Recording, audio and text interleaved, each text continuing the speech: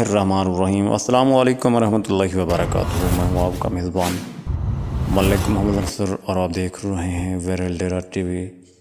ناظرین، آپ کو سعودی عرب کی خبر سے آگاہ کرتے چلیں کہ یوم الوطنی پر عمرہ زائرین میں تحائف کی تقسیم کی گئی۔ تحائف کی تقسیم مخصوص کاؤنٹر پر کی گئی۔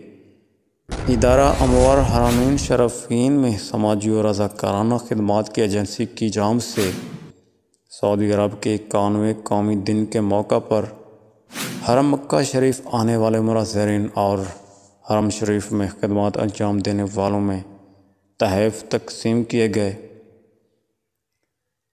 تحائف کی تقسیم کے دوران کورونا ضوابط کا بھرپور خیال رکھتے ہوئے سماجی فاصلے کے اصول پر عمل کیا گیا۔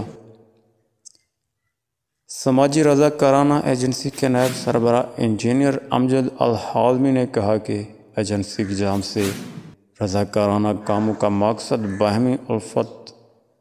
دوسری جانب سے ایجنسی کے معاون سیکریٹری برائے رضاکارانہ خدمات استاد خالد بن فہد نے کہا کہ قومی دن کی مناسبت سے ادارہ اموار حرمین کی جانب سے رضاکارانہ سرگرمیوں کا خصوصی طور پر اہتمام کیا جاتا ہے۔